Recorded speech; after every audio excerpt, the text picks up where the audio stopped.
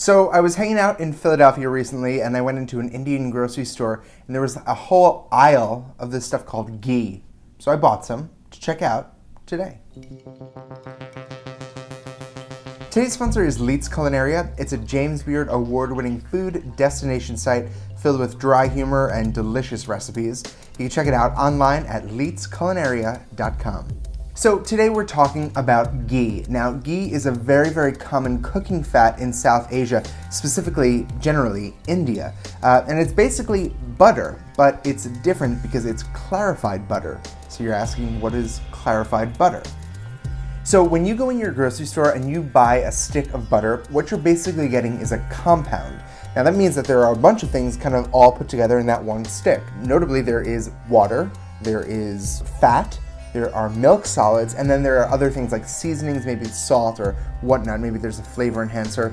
Now, the process of clarifying butter is taking the butter and heating it slowly so the milk solids fall out, all of the impurities kind of rise to the top, and any liquid, like the water, evaporates. And so what you have is this big thick layer of fat. That fat is the ghee. So why bother with ghee? Well, there are a lot of reasons. One of the most notable reasons is this thing called smoke point. All fats have a temperature at which they break down, they are no longer usable. So ghee has a smoke point of 485 degrees, which makes it an awesome thing for any high temperature cooking like deep frying or stir frying. But I must warn you that when you're using ghee, you have to keep in mind that it is not going to burn at the same temperature that butter would.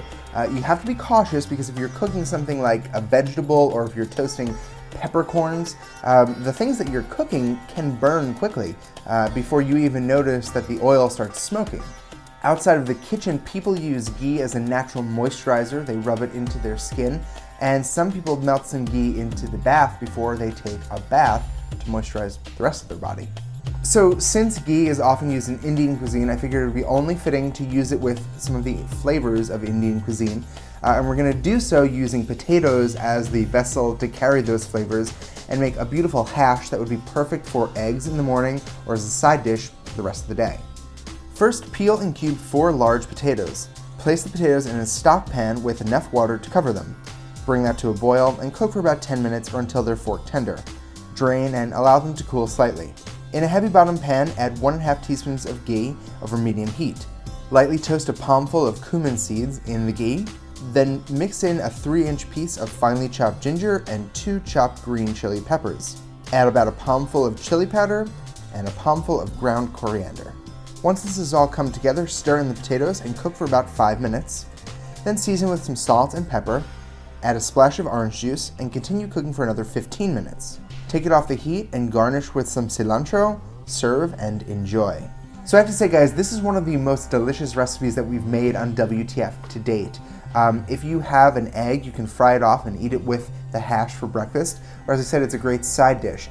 Now, even if you're unfamiliar with some of the spices that we're using, if you have them or if you have access to them, I think you should get them and give this a shot. You'll be pleasantly surprised.